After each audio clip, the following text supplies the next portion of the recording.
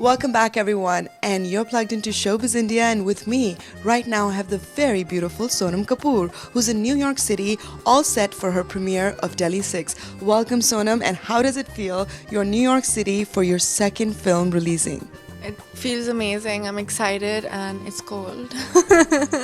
But for a young girl, isn't that exciting to be in the Big Apple for your second film? Yeah, it is. It's really, really exciting. It's fun and it's cool. It's a cool thing that is going to be at MoMA, right? And it's an awesome experience. And hopefully this won't be the last time, first and the last time. It'll happen again and again and again. But thank you, UTV and Mr. Mehra, for getting me here.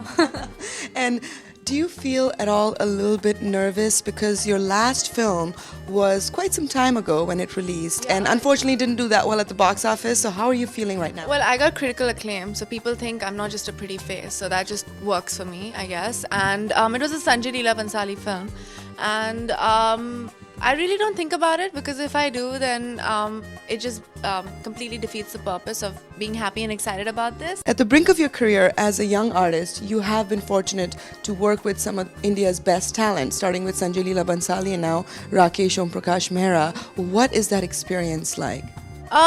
Like honestly speaking, they're like two very different directors, and I always had this wish list that these are the 5 directors that I want to work with, and I've already finished working with two of them. So I hope that every year I don't have like one director that I want to work with, because in 5 years then my career is over. I'm like, I've worked with everybody that I ever wanted to work with. What am I going to do? So hopefully now the next director that I want to work with will wait 2 years before offering me a film. But it's amazing. Mr. Mehra is like a water painter, water painting. Like an artist who does water paintings, and Mr. Bhansali is like oil paintings. His movies are like oil paintings. So they're very two different, diametrically opposite makers. And to work with these two artists, like true artists, is an inspiration for any young girl who's getting into this industry and who was never sure about becoming an actor, and suddenly she's like taken by these two of the best filmmakers and said, you are going to be the heroine or actor in our film. And it's overwhelming, but at the same time I'm really thankful and grateful to God that he put me in that place. What attracted you to this character in Delhi 6? I think the fact that it was the pulse of the film, like she was the pulse of the film, because India, 80% of India is young. I mean, 23 is the average age of India. Do you know this? So first of all, she represents the youth of this nation, because Delhi 6 on a whole is what India is. I mean, he was trying to take Delhi 6 as a symbol to show India as a country. So she represents the youth of this country.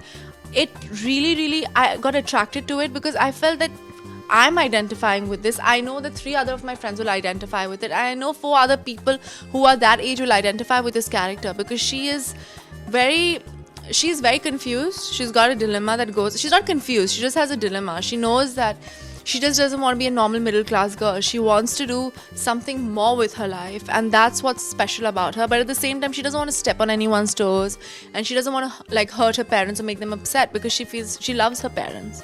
So what does she do? Does she go with her own mindset at the same time offending her parents and upsetting them?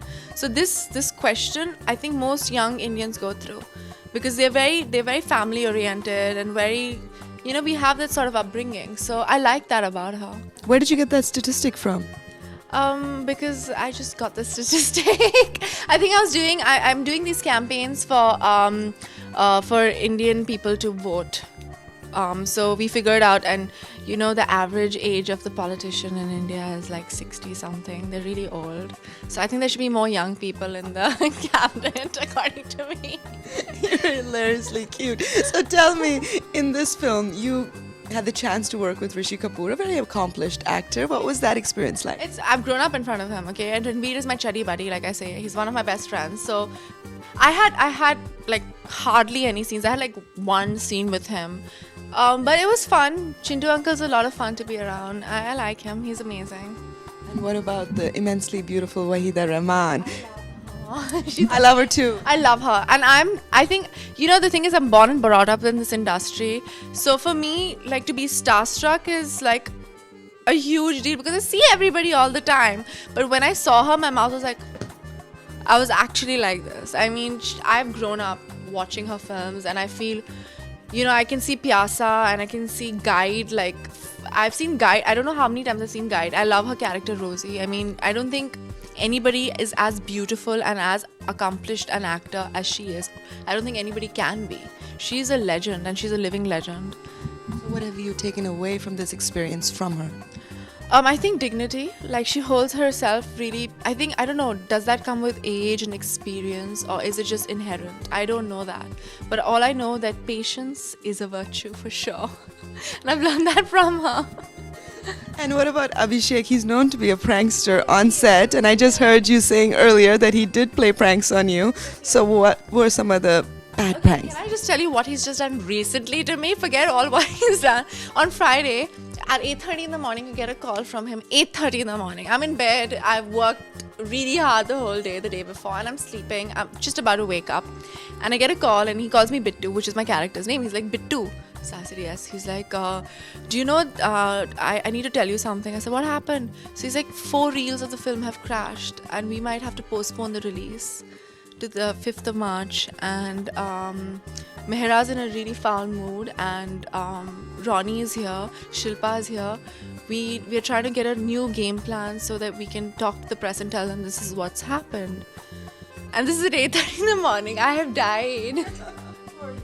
I said, 4 reels. I said, don't we have a backup? I mean, you know, I've been an assistant, so I know there's going to be a backup and stuff like that. I'm not that dumb. So I was like, isn't there a backup? There's usually a backup at Anand's studio. What are we supposed to do? So he's like, no, don't worry. I said, I'm going to come there right now. He's like, no, wait. I've been here all night, so I'm going to go shower, and then I'll pick you up and we'll go together. So I said, okay, I'm waiting for you. I put down the phone. 15 minutes later, he calls me up again. And he said, so what, did you just wake up? I said, yeah. I'm like trying to I'm like, okay, so do you think I should get something to eat? Because I know nobody must have eaten anything because they must be so stressed out. Do you think it's appropriate? And is Mehra okay? He's like, no, he's very angry. And then suddenly Abhishek's like, your voice is sounding sexy. Have you just woken up? So I said, yeah. He's like, well, you're sounding sexy on live radio. It was a prank! On live radio? Yes! And I must have, I don't know what I've said. And I've called up my PA and I've cancelled all my meetings. I've cancelled all my meetings. I am going right now. I wanted to kill him. And this is one of the milder ones. So are you going to get back at him now? I'll have to see how I could get back at him. I'm trying to be very nice to him right now because a movie is releasing. But eventually. Your father, I happen to be a fan of his and remain his fan as one of the most talented men in the Indian film industry. And I know this is cliched, but I'm sure that advice is also very instrumental to you. Yeah, I mean, his advice has always been be on time, be professional, and don't step on anyone's toes, and work really, really hard because work is worship.